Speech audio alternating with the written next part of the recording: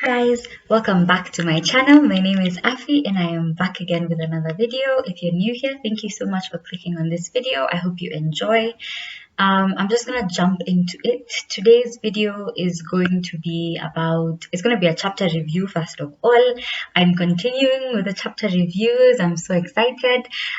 Today we're doing chapter 2 and of the book Real Love in Dating. If you haven't watched the chapter 1 review, please, I'm gonna leave it up here or link it down below, and you can just go and check it out and just like get a feel of what this book is about, and then come back onto this video because you're gonna want to do that.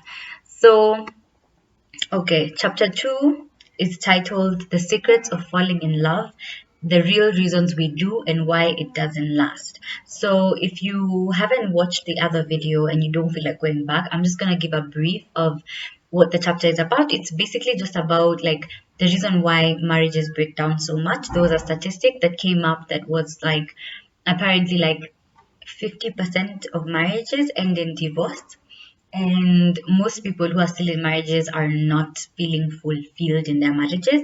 So essentially, chapter 1 is just talking about like just that, the fact that relationships do not last, and then they introduce this thing called real love and real love, which is unconditional love, and then conditional love as well. Now, chapter 2 talks about the secrets of falling in love, the real reasons we do, and why it doesn't last. So, the main theme of this chapter is explaining imitation love, right? So, we can say conditional love is imitation love, right? So, imitation love is this, it's fake, it's like fake love, right? So it's these things that people do that make you feel happy, and so you love them because they did this for you, sort of thing. So essentially in this chapter, the author talks about 4 types of imitation love, and he talks about pleasure, power, safety, and praise. Those are the 4 types of imitation love, and he goes and he dives into it, like explaining how pleasure is imitation love and how power is imitation love and safety and praise. And it's interesting because if you think back on your life and you think about why you thought somebody loved you, it's probably because they said, oh my god, I really like how your hair looks, or it's probably because they were like, I truly respect you, and everything that you say, I will take it, or something to do with like making you feel good. And you see, the thing with pleasure is he also talks about people running to things like drugs for pleasure, and then you find people who are in relationships because of the drugs that they do together, sort of. Does that make sense? So and then safety as well, and safety being a version of imitation love, because some people want to be in a relationship to feel safe and to have this blanket and to feel like, okay, fine, like my life is good, like if I have a boyfriend, then at least I won't have to walk around alone, and I won't feel unsafe anymore. There's safety that comes with relationships, and sometimes there's people who just stay in relationships because a person gave them that safety. And something else we'll talk about is like basically the effects of imitation love and how to move from looking for imitation love. So, essentially, something that I wanted to do in this topic that I didn't do last time was just throw some quotes and just some things that came through, right? So the first quote that I liked from this chapter was, falling in love is rarely anything more than the relatively equal and abundant exchange of imitation love. And understanding that simple fact makes you realize that, like, sometimes we're like, oh my god, I really like this person, but then it's more imitation love than it is real love, because the moment this person does something to make you feel uncomfortable, or the moment this person does something that maybe upsets you, then all of a sudden the love is gone, right? Or you get to a place where you're like, oh, I don't feel the same way that I felt about you before, and I think this should be the end of it. And if you think about even like in friendships, because I talk about friendships a lot, if you haven't watched my video on friendships and stuff like that, I'm going to link it down below as well. But even in friendships, if you think about it, like, it's literally imitation love until it's not, until someone doesn't serve your purpose anymore, and then you're like, okay, fine, just let go of that thing, because just let go of that person because they don't serve you anymore. And that's a thing that we do all the time, and this is not to rebuke anybody, it's just to bring it to light more than anything. I'm not really saying don't or do, I'm just saying think about it like this. Another quote is, we tend to start our relationships on the basis of how much imitation love we anticipate we'll receive from that partner.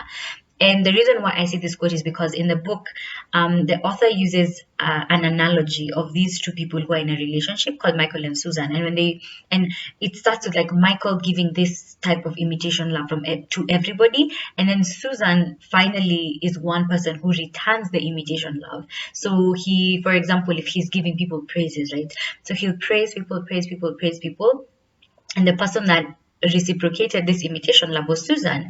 And because she reciprocated it, he was like, okay, cool, maybe we can do this relationship thing. So they got into a relationship, and at the beginning of the relationship, the imitation love was all the same, right? So he actually breaks down and he's like, pleasure was this for the person, for Michael, and was this for Michael, was this for Susan, and then power was this for Michael, was this for Susan. And even the parts where it's unequal, it all ended up like adding up, and it was all equal on both sides, right, at the end of the day, because there's parts where Susan is feeling more safety and than Michael, and then there's parts where Michael is feeling more power than Susan.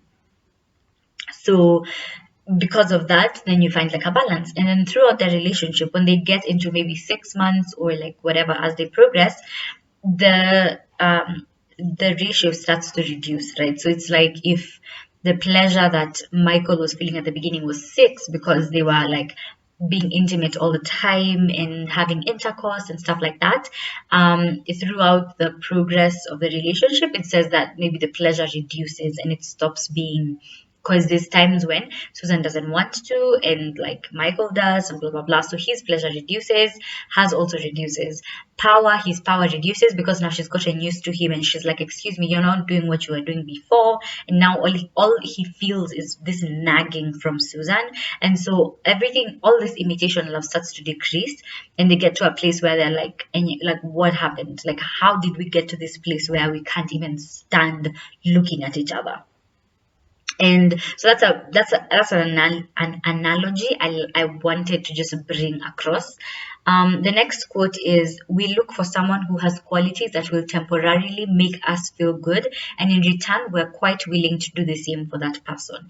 And something else that he says in the book, in this chapter, that is in line with that quote, is talking about how, like, when somebody says, oh, you're beautiful, like, he says how when someone says that, they're basically just saying, being with you makes me feel powerful because everybody is looking at you as this beautiful thing, right? So it's so interesting that when someone says, oh my god, you look so nice, or you look so beautiful, like, we immediately just go to like, oh, thank you so much, like, this person truly appreciates me, when sometimes it's how you being beautiful makes them feel to the outside world. I think that was like mind blowing to me, because I was just like, wow, that actually, like, it makes so much sense. And that's not to say that if somebody says that you're beautiful, then they don't truly believe, like, they don't truly mean it, and they don't truly like mean that like you're really really beautiful and they love your beauty. But it's just very interesting to hear that perspective.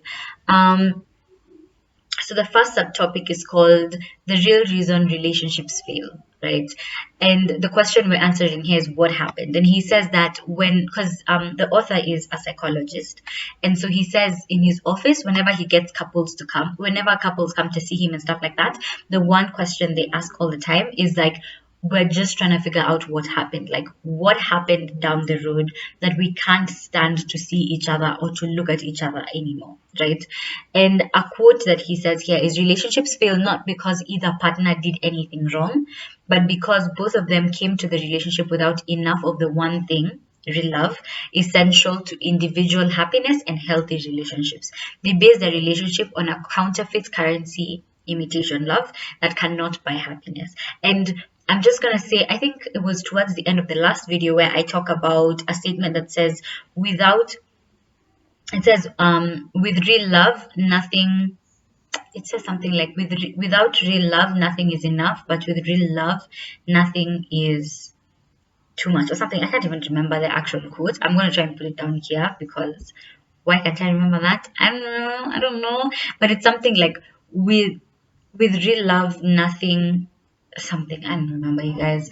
But anyway, that quote basically like explains this part so well, because it's like, with real love, everything everything is good, right? And without real love, nothing is ever gonna be enough. That was basically like paraphrasing that statement. Another quote is, when two people enter a relationship without sufficient real love, the relationship is virtually doomed from the beginning. And that's the thing with it. Like, it's literally that simple. You either have real love, or that relationship is not gonna work. And it's going to work, and I put that in quotes because you're making it work, right? So it's gonna work for a few months, maybe a year, and then after that, the imitation love dies. Imitation love dies because it's not real, and then you're left there like, bro, this isn't working, but we don't know what happened. But it's because the foundation of your relationship was not a good foundation, and that's the biggest thing that I want to just bring out here. Like, just think about the foundation of all your relationships, and just how you begin. Like, that's very, very important to determine how it's going to progress and stuff like that. Another quote is, the illusion of happiness only because they give one another the illusion of happiness only because they give one another enough imitation, like enough imitation love. And that's the thing with this. It's all an illusion, right? If all you guys are giving each other is imitation love, then it's all an illusion until the imitation love dies, and then you're left there like, bro. When people say like love blinds you, or love is blind, or something like that, truly, Anyway, next quote. Relationships fail because they are not built on a foundation of real love, but instead are based on a counterfeit currency, imitation love that can never buy happiness. I think I've mentioned that before, so I'm just going to move. And so here I'm going to go to the next subtopic called I Love You Because. And this basically is like going into something that I said earlier, so I hope you catch it.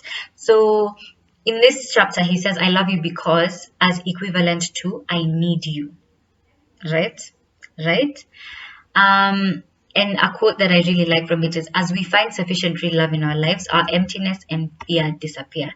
And that's the thing with it, because if you think about being secure in yourself, then you stop being afraid of being alone, and you stop feeling empty. We find that a lot of people get into relationships because they're afraid of being alone, and they are empty, and they're looking for something to fill that, right? But if you find real love in yourself, if you truly love yourself, like, I think something that this book is teaching me the most is for me to find a way to love myself so intensely that I feel secure and I feel the lack of emptiness, right? That's a very big lesson that I'm learning here. Like, just loving yourself enough. I was listening to this song this week actually, that's called Man. It's by Jojo. It's such a good song, but not like in the way that like everybody's gonna like it, but just the words that she uses in the chorus. She says like, I need a man who's going to love me like I love me. Then she says, who's gonna love me like I can, right? So that's really, really cool, because it got me thinking, like, am I in a place where I love myself so intensely that if somebody doesn't love me the way I love me, then I'll be like, nah, this isn't working. And that's the thing with it. I feel like we talk about giving people so much love, and we talk about spreading love to other people. But then if you remember what Jesus said, he said, love your neighbor as you love yourself. And that's something that people, because it's like everybody always says you need to love your neighbor as you love yourself, but no one focuses on loving yourself, right? You cannot love your neighbor if you have absolutely no love for yourself. You need to give yourself as much grace as you give everybody else. Like, if you're gonna go back to this boy who's broken your heart a million times, love yourself enough, as much as you love whatever that is. You know what I'm saying? And that's something that I'm really, really learning here. And so that's something that this quote taught me. Another quote is, when no longer, then he talks about, it's like a continuation, right? So then we're no longer driven by what we need from people or by what we fear from them. And in that condition, we then gain the ability to accept all people and care about their happiness without doing anything for us. And that's the definition of real love. And that right there is my point here. It's like, you need to figure out a way to love yourself so intensely that you can give the same amount of love to other people outside. Because I think ultimately, with the way society is right now, they talk about self-love as a way of like bashing everybody else. It's like, if someone does this to you, let them go. Self-love, blah blah blah, do that, blah blah blah. But it's like, if you truly love yourself and you intensely love yourself, then you have the ability to love everybody else in the exact same way. And I think that's what's beautiful about it. And if you truly understand what real love is and what loving yourself means, then you realize that you're not going to do that to somebody else. You're not going to hate someone just because you love yourself. It's not, they're not mutually exclusive or inclusive. I don't know what the actual word is, to be honest, but like, in order to love yourself, you don't have to hate somebody else. That's just something that I want to put across. um and then the next subtopic we go into is called the repeating pattern. And here we're basically just talking about why people keep going into the same kind of relationships. So I'm going to highlight a few points and I'm going to talk about it. So without enough real love, we're desperately looking for those people who will give us a good deal in the exchange of imitation love. We keep repeating the same unproductive behaviors in relationships because we keep bringing the same person, ourselves, to each relationship. Until we learn to stop looking for imitation love, we will repeat our unhappy results over and over. And the thing is, yeah, if you actually think about the repeating pattern, people like to say that like, it literally, it's like same script, different cast, right? And it's not really different cast, it's just different that person, but it's the same you. So whenever you leave one relationship or whenever one friendship doesn't work out, I think something that's important is re-evaluating yourself and thinking like, how much did I give here? How much could I have given more? Like, what have I learned from this experience about myself? Because ultimately, you can't control what the other person has done. Whether you're the one who broke up with them or they broke up with you cannot control what they have done. You can only control what you do in your life. And that's something that's so important to remember. Like, when you leave a relationship, instead of trying to get into another relationship with the same kind of person, please reevaluate yourself. Like, be the different person and then get into a relationship with a different person, because that repeating pattern, like, it's not even a joke, like literally going in cycles. And Jonathan McReynolds has a song called Cycles, and I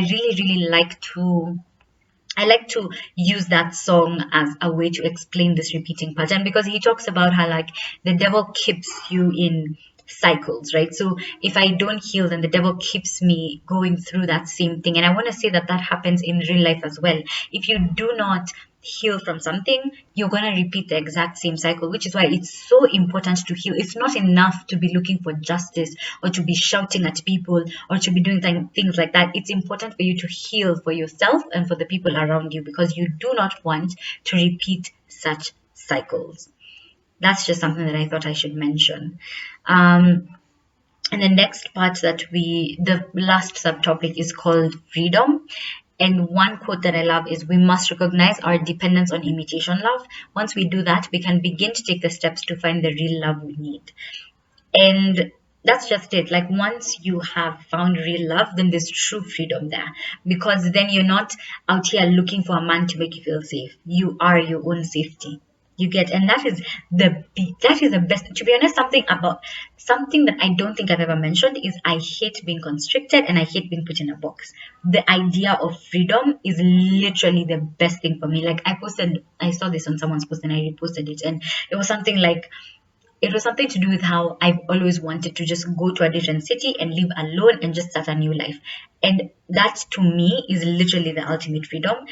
And it comes from that place of just always wanting to do what I want to do and just always being free. I hate being put in this box where I have to fit and I have to look like this and I have to be perfect like this and this has to happen. Hate it. I really, really hate it, honestly. So, and I think I'm going to do a bit of a video about that. I think that'll be fun. Anyway, so yeah, the idea of just having freedom is the best thing. And I feel like for me, even being in a place where I was reading this and I was like, getting real love actually gives me true freedom.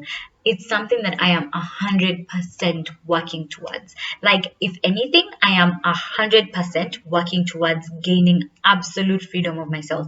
Not having this feeling of being like, oh my God, I'm so lonely and I want a man.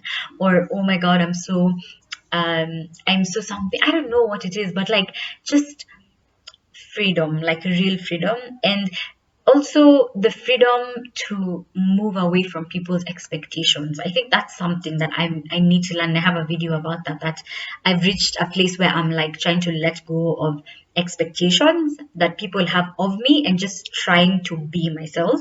And I think that is ultimate freedom as well. And I think I don't have to be mean about the fact that I don't want your opinion on how I will live my life, but I think me having absolute real love for myself will get me to a point where like I let go of that. And that's not to say that I don't believe in like listening to people and having people's opinions and stuff like that. I truly genuinely believe in like having people's opinions, and more than that, even like having people's opinions and asking people for like how can I do better, like in this situation what could I have done more and whatever.